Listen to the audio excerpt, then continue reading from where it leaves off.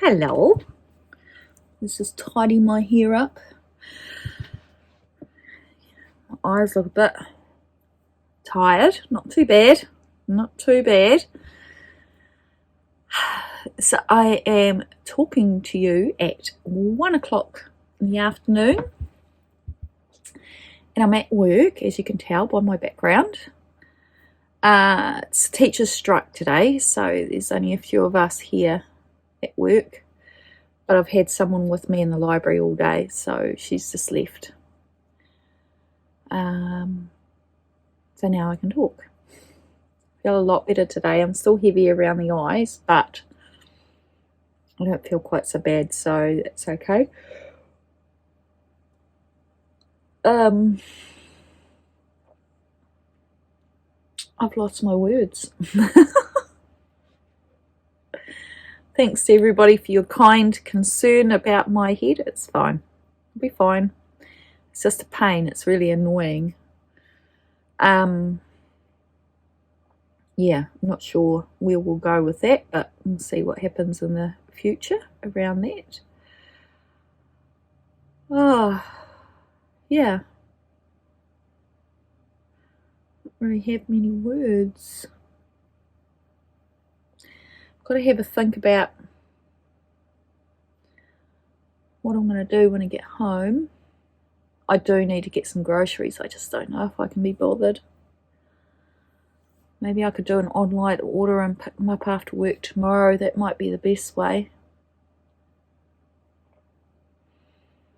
Yeah, sometimes your head's just not quite in it.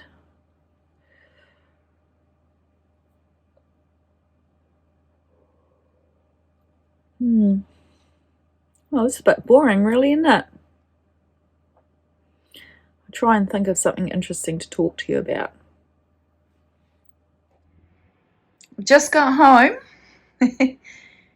and I'm about to clean my kitchen and sort out this fridge, because I'm pretty much the only person that does any cleaning in this house, and I've been out of action for 4 days. 5 days maybe. Wish me luck. Look at the state of that floor. So, I've half done the kitchen. I've cleaned all the dishes and wiped down the benches. But I do need to do the floor.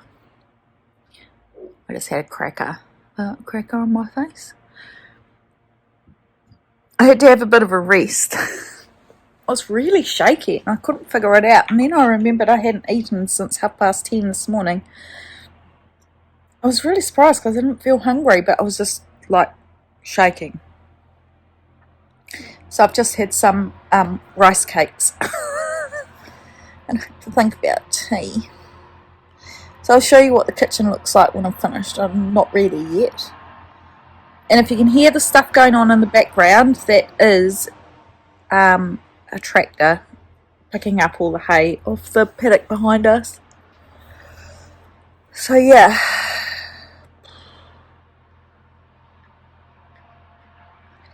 Right, no more funny expressions from me.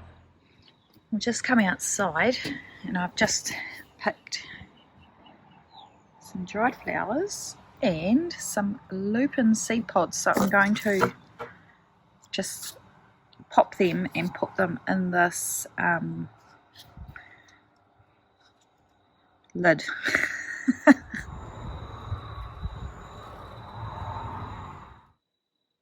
There you go. Floor needs to be washed, but it's been swept. Had a tidy up on here. On the bench. That little plant I rescued from my daughter. She was killing it slowly in her bedroom.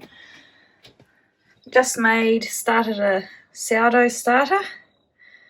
So that's just flour and water mixed together, and I'll refresh that every day for the next week, and by the end of the week we should have some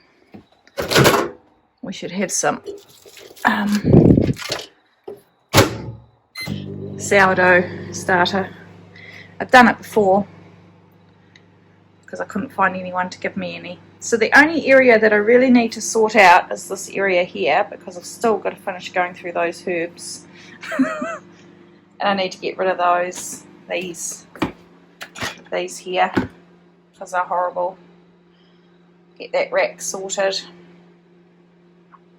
Might not actually be big enough really when I think about it, but anyway. So I've got a few more jars washed up there. Yeah, so tonight we're going to have, hang on, I'll turn around. So tonight we're going to have like mince and mashed potato, which is quite nice. I normally do dumplings as well, but I won't do, oh, will I? Maybe I'll do some dumplings as well. Why not? Yeah, mince, mashed potato, dumplings. There'll be carrots and parsnips in the mince. Might take you through that little cooking experience. No recipe. So I'm just frying off the beef mince, and I've chopped up 1 onion, 2 carrots, the very small ones, and one parsnip. That will go in here shortly. I do use an extractor, but I turned it off because it was too noisy, so I'll put it back on now.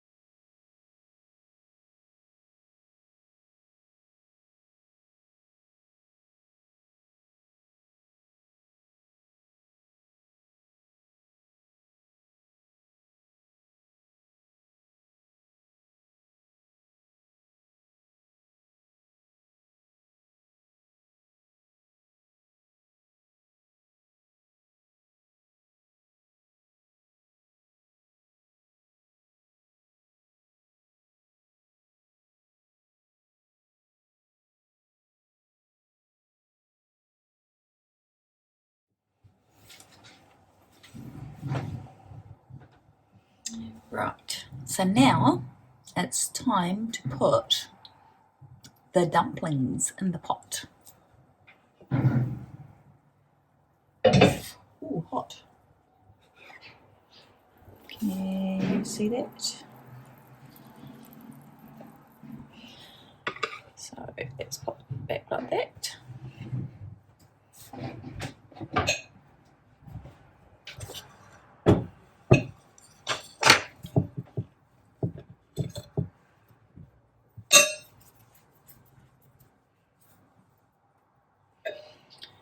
So when I do these, I just roll them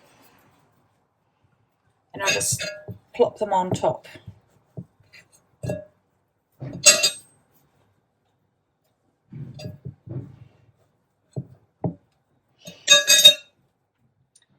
what will happen is the flour in the dumplings will also help to thicken up the gravy in the stew. And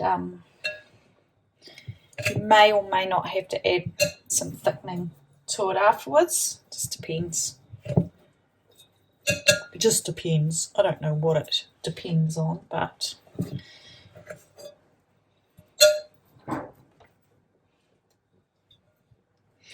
This was one of my, mince wasn't my particularly favourite meal as a kid, but I really liked it because Mum always did dumplings and I loved dumplings.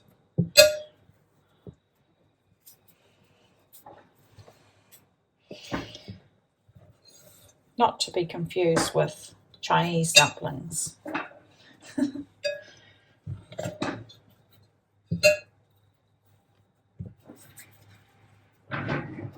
Put that one there. I might as well chuck that one in there. And that one there. So that's what they look like. And hopefully, no, definitely, I'll put the lid on. They will steam. And then in here, got potatoes, so I can turn those off. And then I can mash them shortly.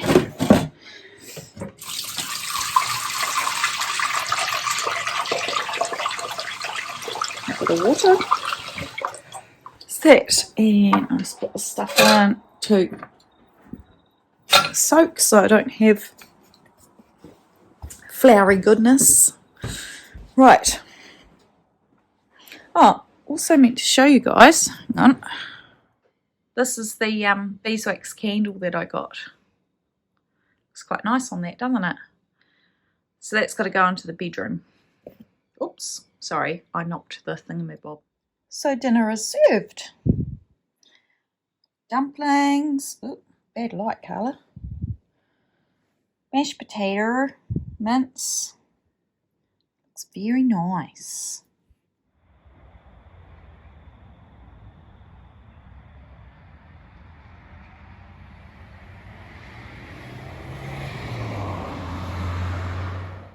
Hello. Oh.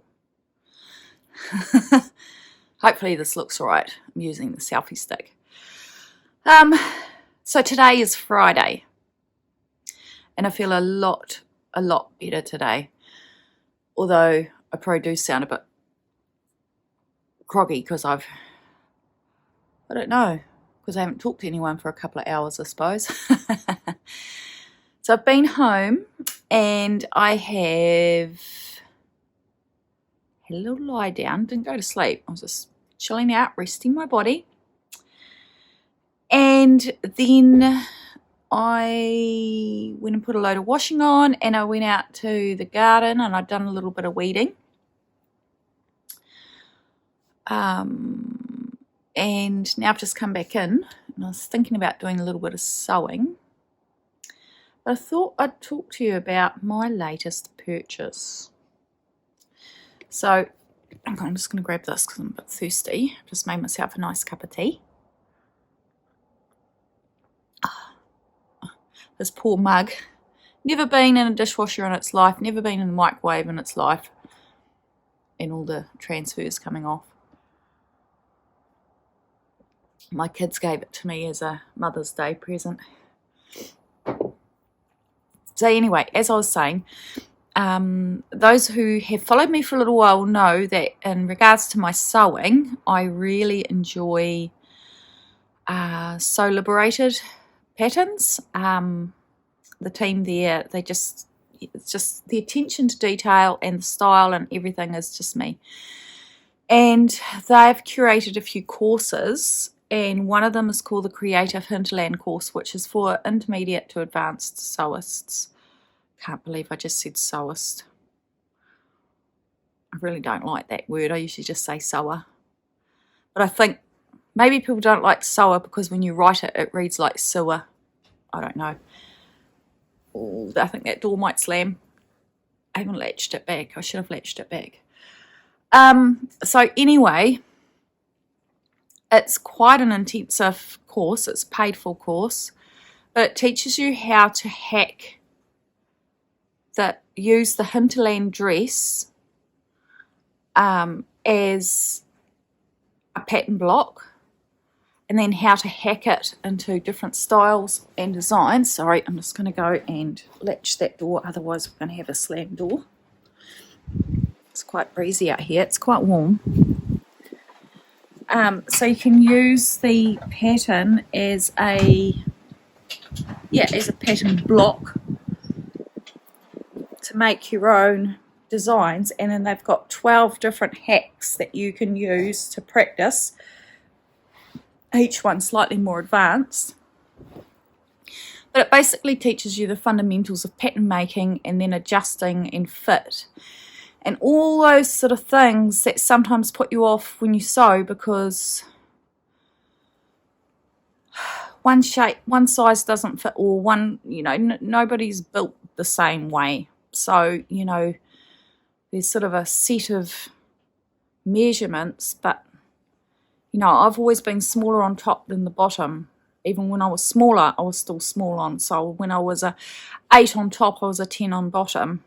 When I was a 8 on the bottom, I was a 6 on top. And I also used to have problems, particularly before perimenopause hit and my sort of started to spread across the tummy, is that my hips were proportionately larger than my waist. So I'd buy a pair of jeans that would fit my hips, and then I'd have to put darts in the back of the waist to actually fit. Otherwise I had all this gaping at the back.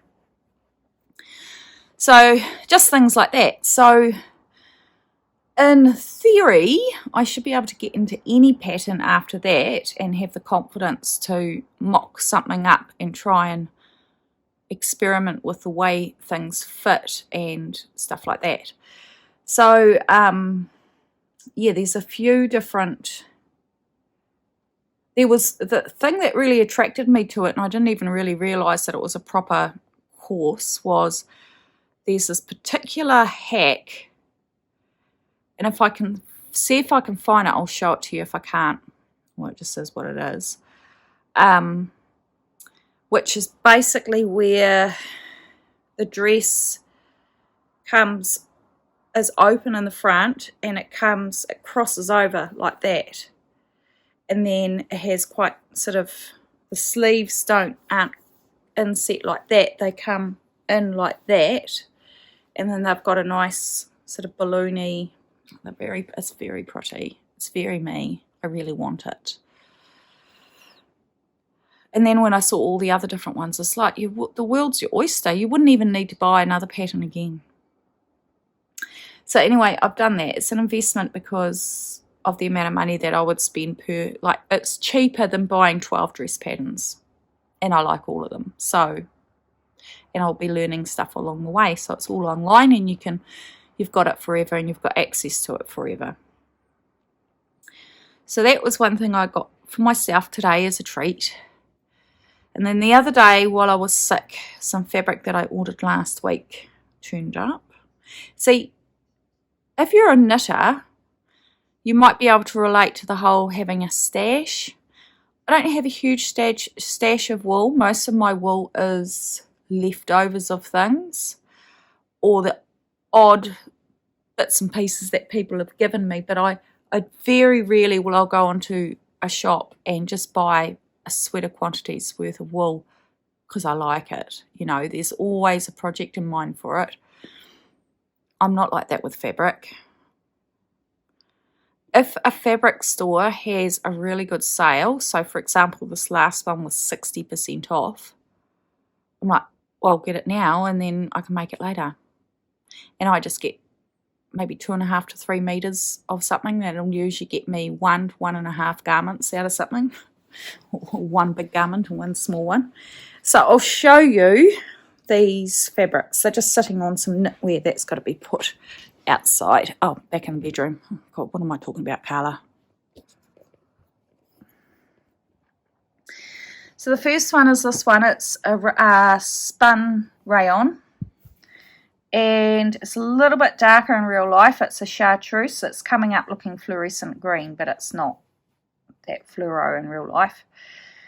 And then this is a linen, and that's also darker in real life, so it's more brown. That's what I'd like to make one of that hinterland hack out of. And this is another linen here, It's just got a really nice,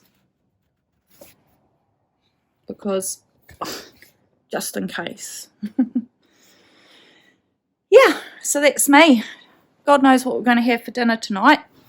Oh, I'm having a bit of a hot flush now because I had a cup of tea. How dare I? Coming a good way with my Thea top. So I've done the top front, top back, joined in the round under the sleeves, sleeve holes. So now I'll just be working the body. When I've got long enough, I will pick up stitches around the armholes and the neckline, and that'll be it. But I'm pretty confident I'll have to spin some more wool for it. But we'll see. We'll wait till we get closer to the end, and then I can kind of get an idea of how much I need. So yeah, I'm going to go and have a look in the sewing room, I think. Might take my bra off, let everything nice and free, nice and comfortable.